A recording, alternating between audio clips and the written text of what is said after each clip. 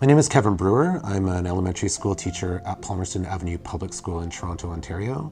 I've been teaching for about 6 years, and I've had the great opportunity of working with Inner City Angels at my school this past year for an art project. My first encounter with Inner City Angels was, about 30 years ago. Inner City Angels came into our school and allowed us to create murals to decorate the hallways of our building. And this is a huge opportunity for us as kids in the burb outside of Toronto, that we could be exposed to professional artists that aided us to be creative, to be imaginative, to show off our talents, and to leave a piece of us behind when we graduated or when we moved on to different schools. It allowed us to leave a little piece of ourselves there. That was when I was 10 or 11, and now here I am at the age of 40, and I'm working with Inner City Angels again. And it's a great opportunity again for me to expose the kids at my school to artists, professional working artists, and to allow them to be creative in ways that are a little different from what they might be exposed to in their classrooms. So this year I worked with Mark Stoddart, a local artist, and we created a project, a visual project for Canada 150. I worked mainly with our grade 5s and 6s in my media classes, and we took Mark's project, which I think is fabulous.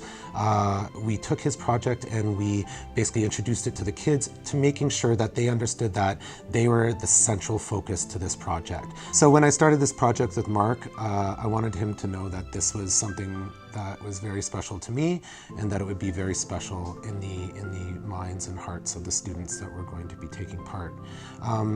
In the beginning, it was a little tricky to help and aid the kids to think about themselves, to be very introspective. I mean, you're dealing with kids that are, or we're dealing with kids that are about 11 to 12.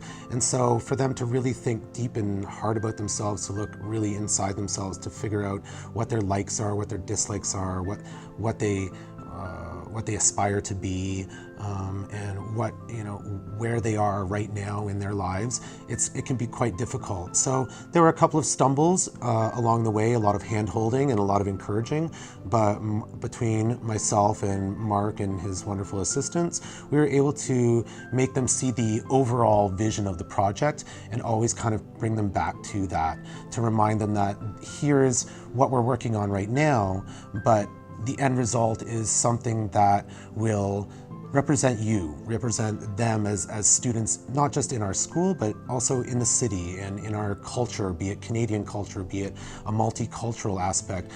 It allowed, I guess we were helping the kids see where they were in the world and where they could be, after this project is finished. And I think through this Canada 150 project, through Mark's work, we were able to really pump these kids up and build their self-esteem and actually just build on their creativity that they already have instinctually in them, but to also maybe lead them down another path where they will learn how to draw a little bit better, or learn how to draw in general, or learn how to see certain things for what they are, their culture as represented as a symbol, their themselves represented as words, or their favorite quote, or and just the idea of them sharing themselves and opening up themselves to others was a huge deal.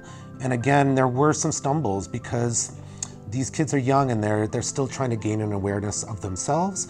So this project really helped them do that.